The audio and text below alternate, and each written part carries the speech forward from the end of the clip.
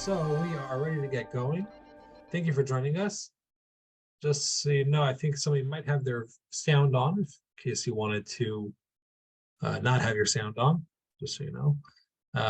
And before we begin, let me drop our link into the chat. So there's our link.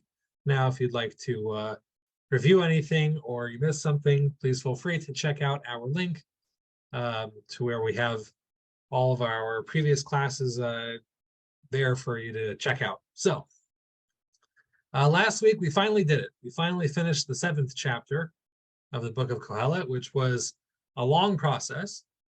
And as we've been seeing, he's been on this path of trying to figure out what is wisdom, or where he's going to find wisdom is really the question. And the 7th chapter itself was a long intro to this research, right? He's trying to figure out exactly where to find wisdom. And so when we started last week, the 8th chapter, we got a sense of finally he's giving us a little bit of a taste of some of the things that he's found. So that's what we began to see last week. Again, that's the beginning of last verse of chapter 7, the first verse of chapter 8, where he starts to clue us in on some of that. What we found was with the first verse in chapter 8, actually, let me go to the share screen so we can take a look together. Okay, give me a second here.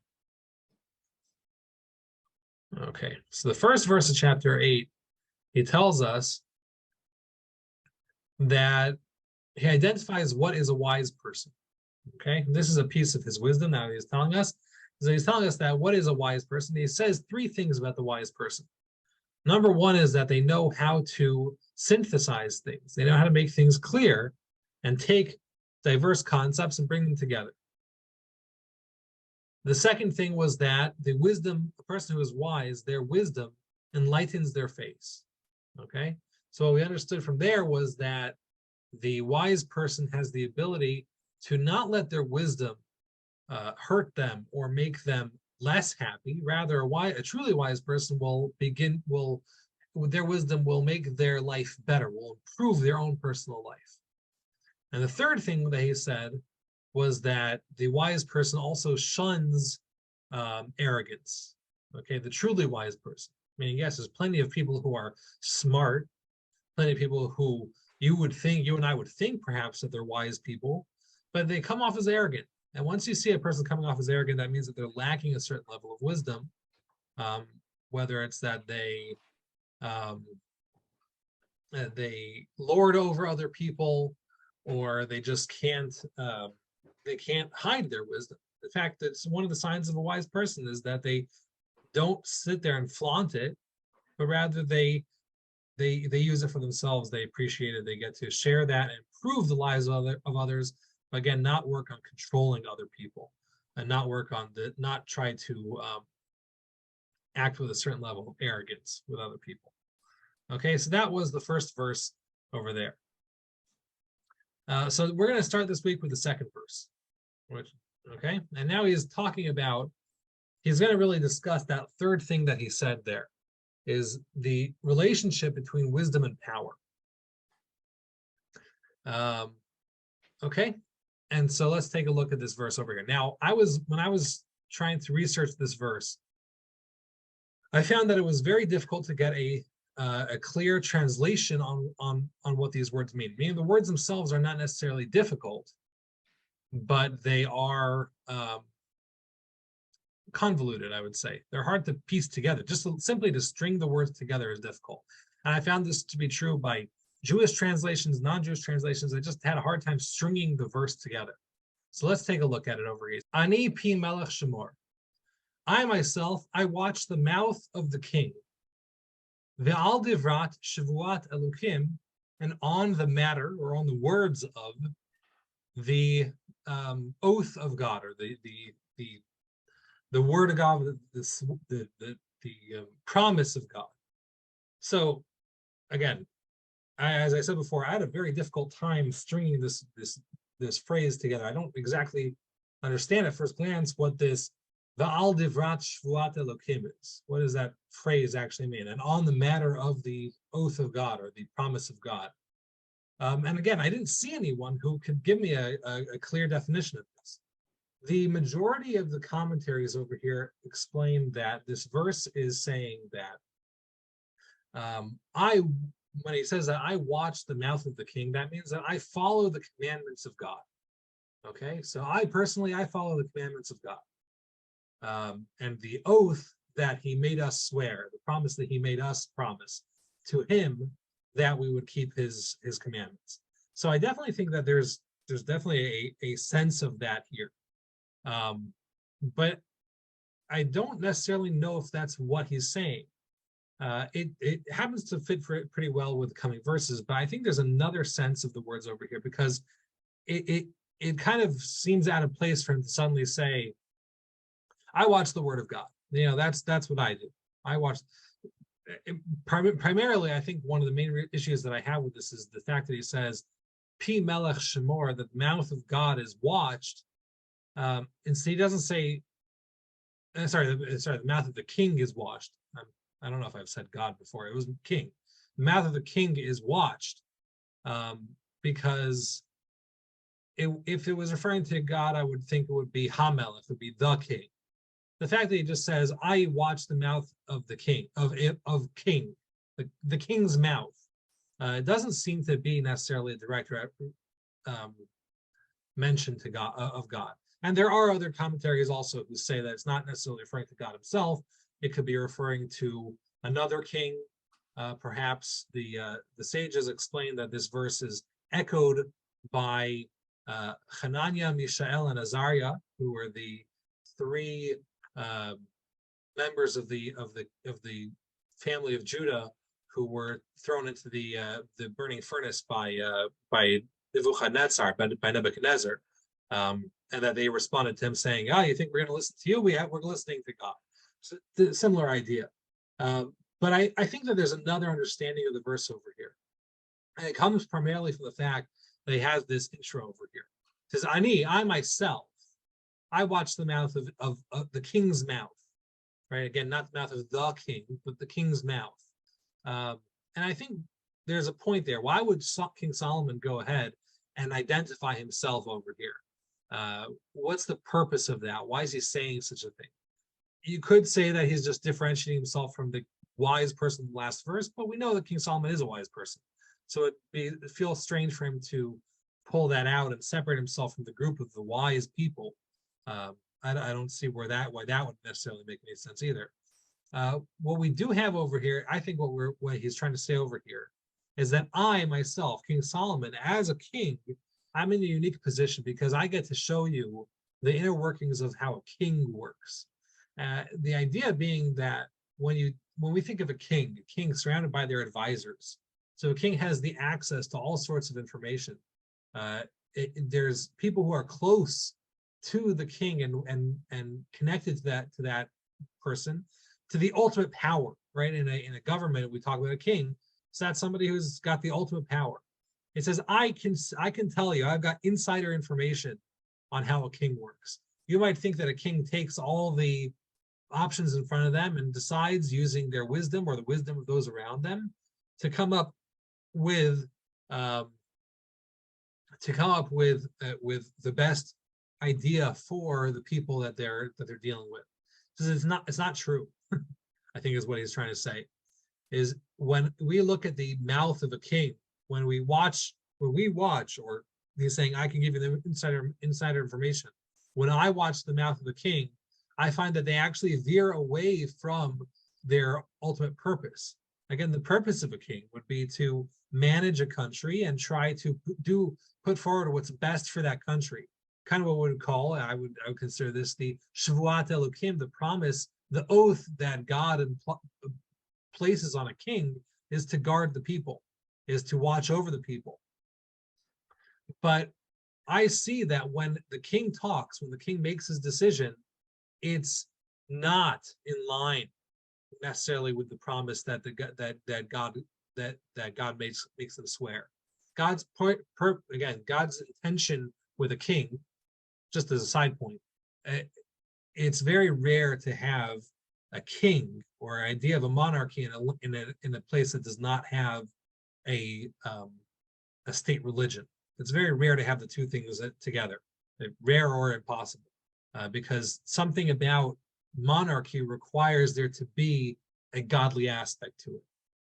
Nearly, I would say nearly, if not all kings in history have maintained their kingdom, maintained their monarchy, because they get to say that this is the will of God, right? Otherwise, why am I any better than you? Why is one family more gifted than any other family?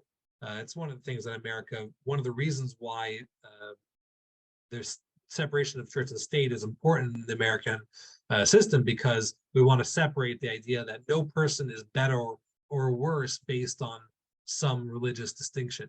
And therefore nobody can claim monarchy, can claim kingship. So I just want to throw that out there, because when we say that there's a Shvuat Elokim, there's a oath of God, there's a promise of God that's maintaining, that's supposed to be riding on this king.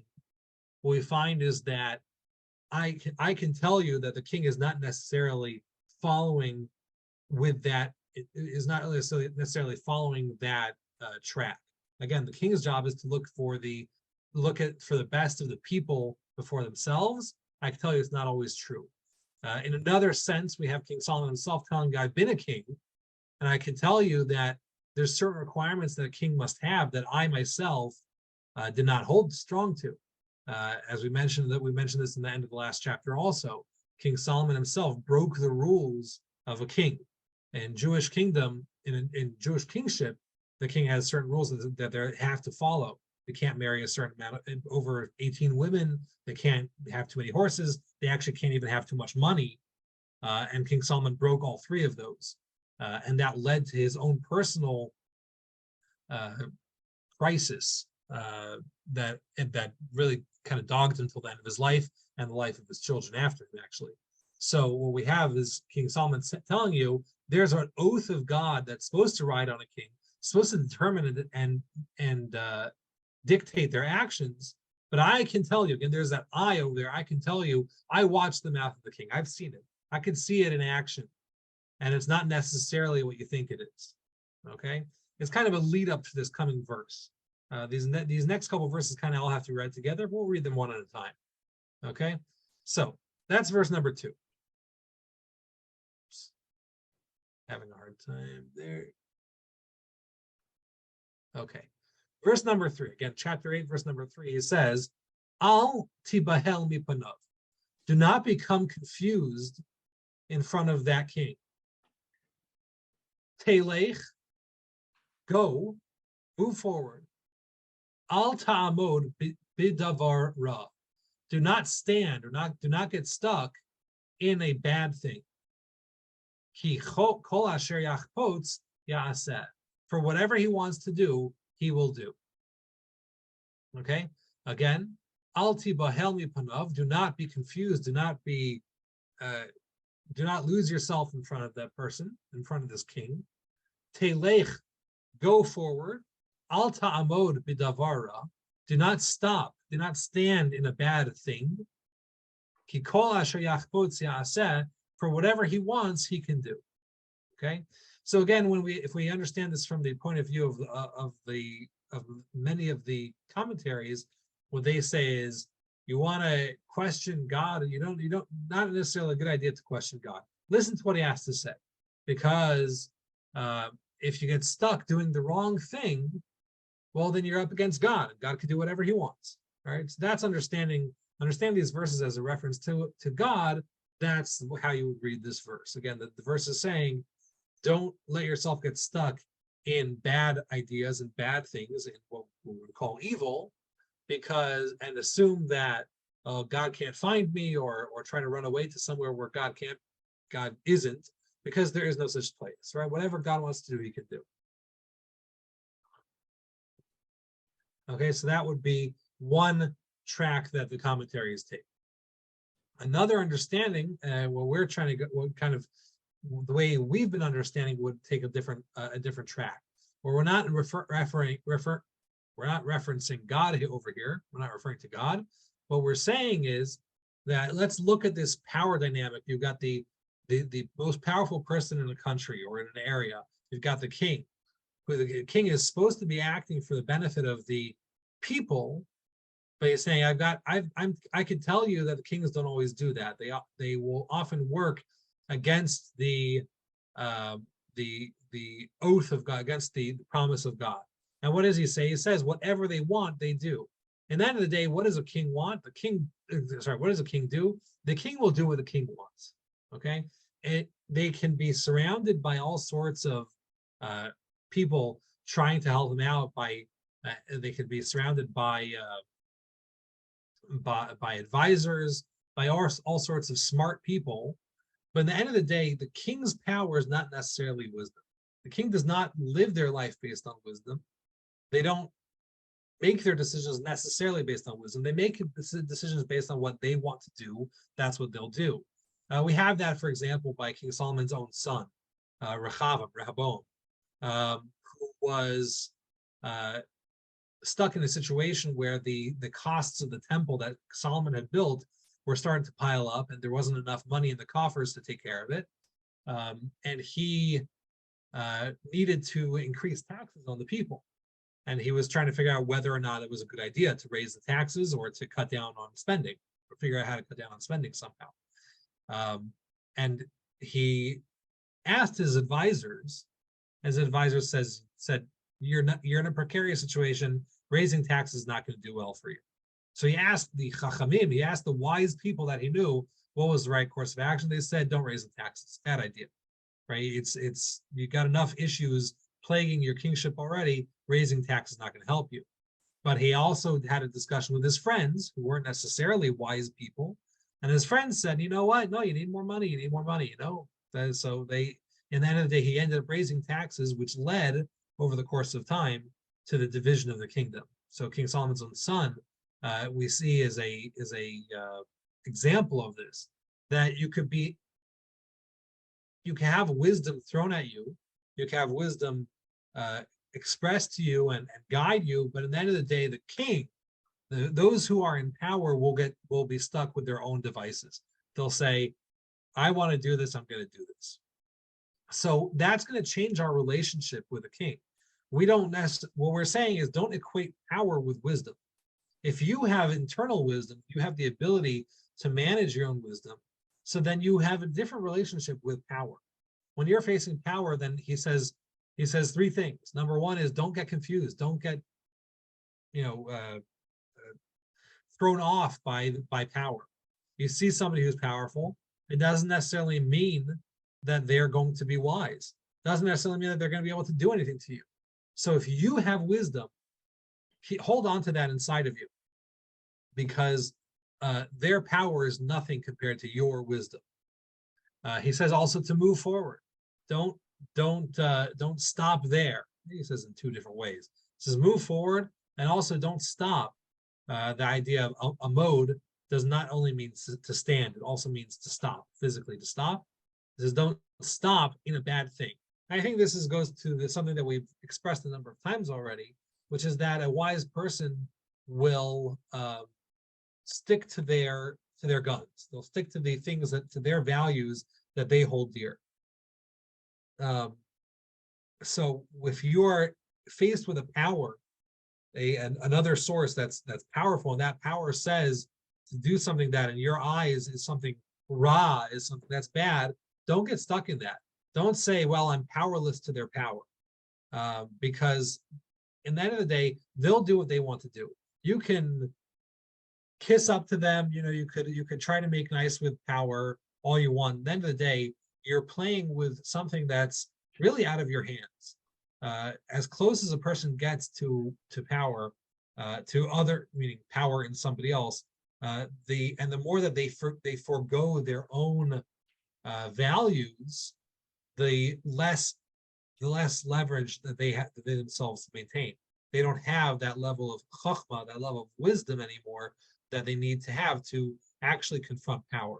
The sages tell us separately, not on this verse, but they do tell us that the nature of government, right? People want to get close to the government because that's where the power is, right? The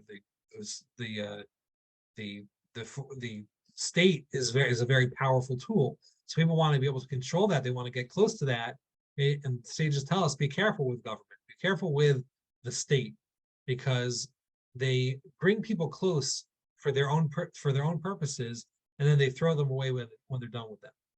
All right, so that's just the nature of that type of dynamic. Is when you think that you're getting close to it and you have your way in, and at the end of the day, you're playing with something that you have absolutely no control over. And particularly in the case of a king, the ultimate power, to consider the ultimate power, is whatever they want to do, they will do. So as close as you are, as much connections that you think you've made, and social capital that you think you've created and maintained, at the end of the day, you're dealing with somebody else's inner workings, and those are things that don't necessarily have anything to do with chachma.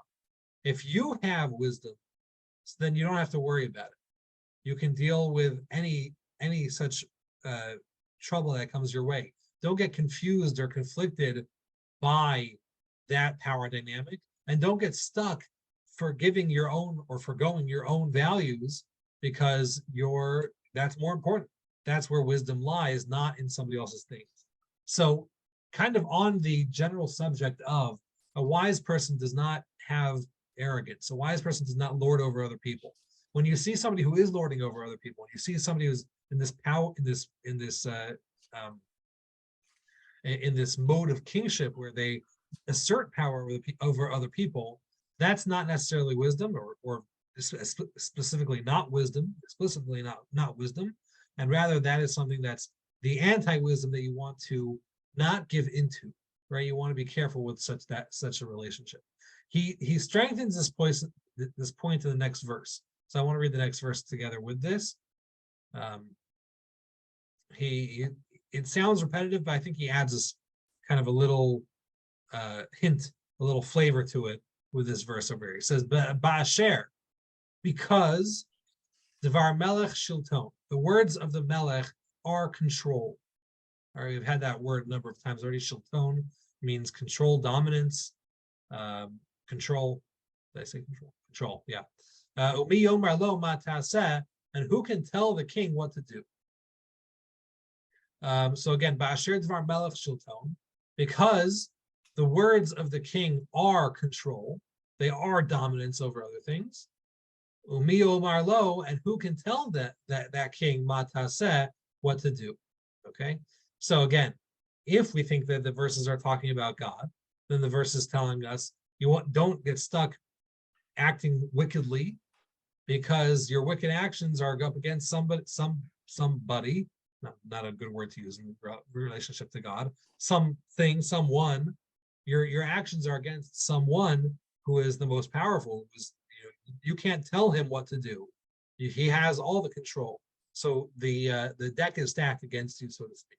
I don't like to necessarily perceive that relationship with God as one of the decks stacked against us, which is one of the reasons why I'm trying to kind of avoid that take, even though it is the most common take of the commentaries. I in general try not to go with that relationship with God. Anyway, so what in our understanding over here is he's emphasizing this point that he just said, that when we're dealing with kings, we're dealing with power, right? So power is just power. That's all it is. The word of the king is control. It is power. It is something that's beyond your ability to influence. So miyom raloma taseh, who can tell the king what to do? Because it's all in the hands of the king. The king will do whatever they want to do, as you said in the last verse, and they can do whatever they want to do.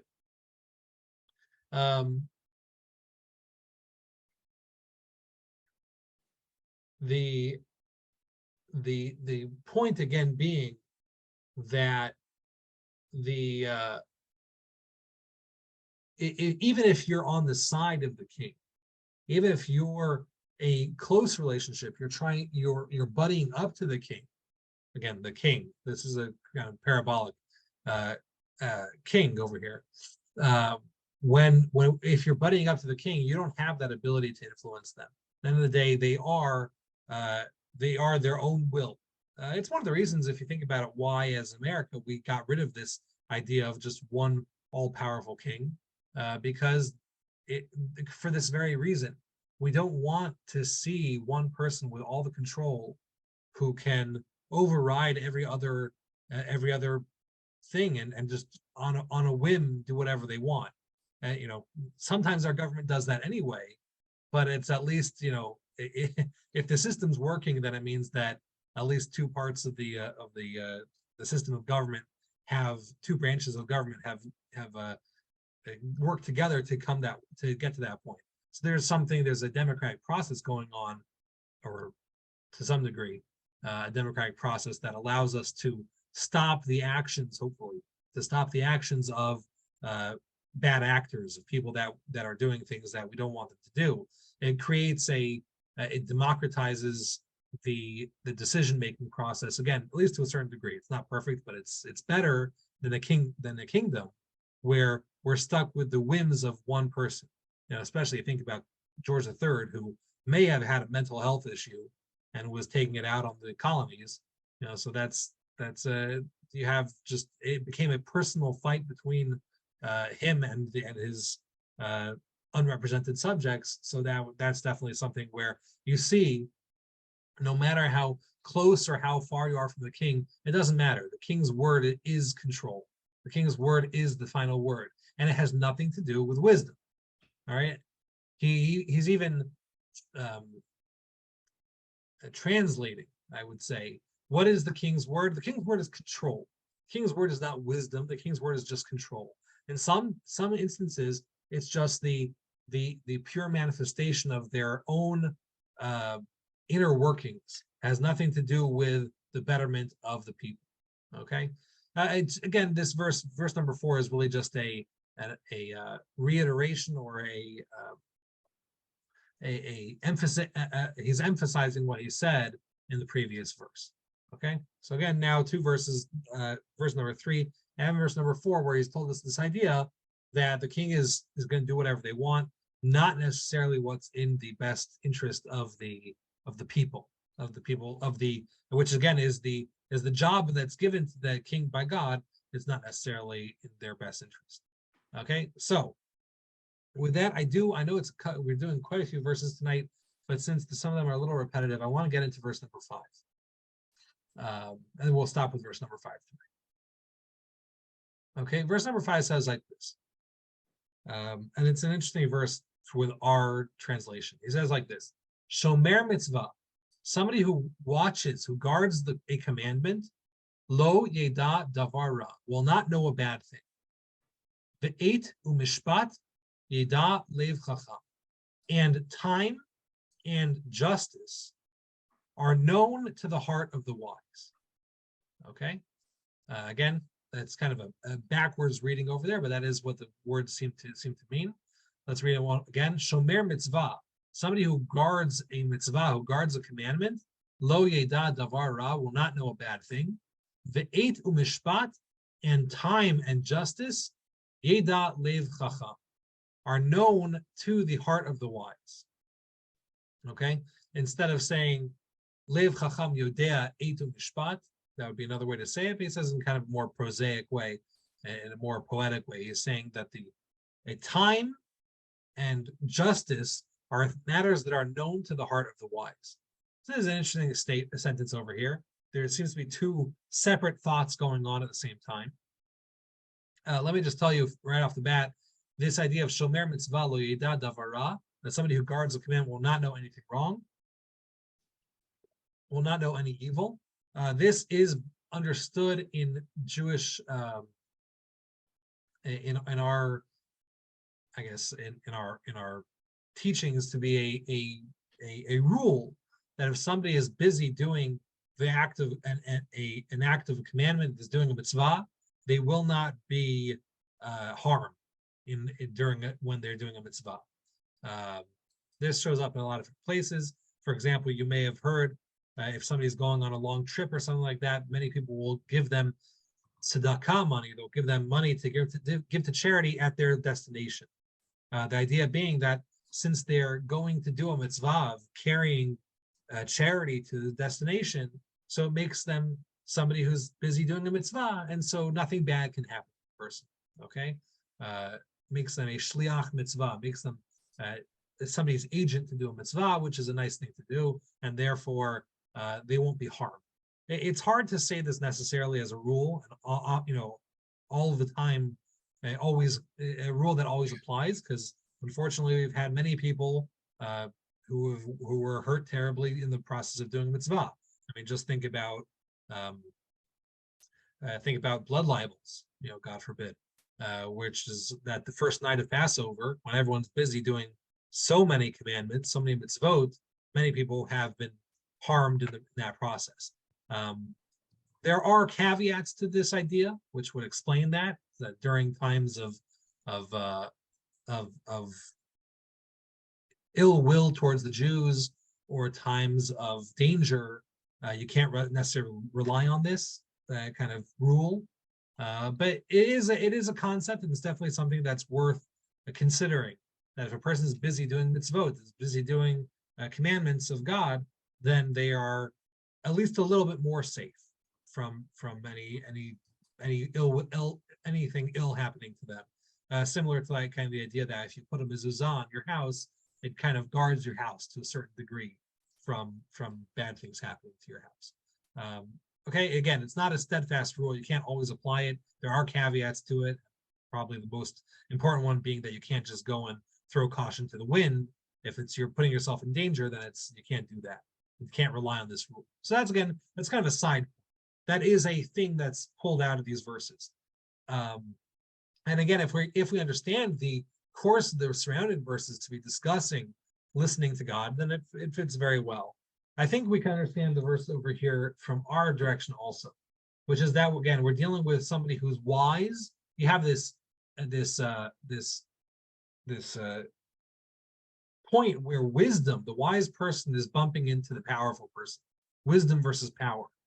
And he tells us that, listen, if you follow the commands, if you follow the commandment that the king gives you, lo yeda davara, you will not know any ill thing, right? If you bow to the powerful, so you'll be fine. Technically, you'll be fine. Nothing will happen to you. But he says that's not wisdom. He says, what does a wise person do? The heart of the wise knows two factors. Number one, they know that there's a time limit. All power is limited by time, whether it's physical time that the person is, if you are capitulating to power because that's who's in charge right now. Well, that doesn't necessarily last forever, right? No one lives forever, right? So there's that factor that time is going to be a consideration. But there's another factor also, that there's mishpat. There's the extent of how far power actually can go. There's only so much that people can control you. We've discussed this before, that no matter what, no matter how despotic the government turns, they can never control your mind, right? And that's where revolutions come from the free-willed people around the world. There's always a limit to how powerful the king is, so they can take people's lives away, livelihoods, families, etc., everything like that. But there's only so much that they can do. There's an extent to their jurisprudence. There's only so far that they can go. So what a wise person knows is when you're facing power. So yes, you can capitulate to power and you'll be fine. You can ride that wave of the powerful and say, Shomer mitzvah, if I'm following the command of the king, lo yeda davara, I will not know any bad thing. No harm will befall me. But a wise person knows further that. The wise person knows that power is limited. It's limited by time. It's limited by extent, by physical boundaries. So there's a certain point where that powerful person will have no power. Again, that could just be space, right? You could get to a certain place and you'll be beyond the control of that powerful person, of that king. The king is only a king in their own country. So in that sense, A wise person sees the limits to political power and says, you know what, I don't have to capitulate. I don't have to be, in this case, a shomer mitzvah. I don't have to be somebody who just follows like a sheep the word of the despot. I can be my own. I can recognize and see where those limits of their power are and exploit those. Right. So that's the nature of a wise person. Is the wise person knows that there's at least two factors that limit the power of a king. Those factors again are time and physical, how far their jurisprudence extends. Okay, not jurisprudence. Their realm of their realm only extends so far. Okay, so their hand only can go so far. So in other words, human kings are limited. No matter what they want to, no matter what, human kings are limited. And so the wise person knows that and knows that they can exploit that. They can always rely. If they have wisdom, they will know how to manage that. And we'll see more about this next week with the coming verse. Kind of it fleshes out this idea a little further. But that is how far we're going this week. So let's go back into the main screen over here. Thank you all for joining us. I see we have a question here. I started to see it before. This is, the Kohelet was written after he was king. It was written at the end, seemingly it seems to be that it was written at the end of his life, not at the beginning of his life. Actually, we've discussed over here, a couple of people mentioned that the Kohelet in general seems to be the book of an older person, somebody who's lived life and is now writing down their what they've seen, and that would fit with how we understand it. I do believe, but again, I do believe that it was written with the understanding that he's been king and he's able to take that information and everything that he's learned and express it in the book. So sorry I didn't see that question before. I don't know when that was sent. All right.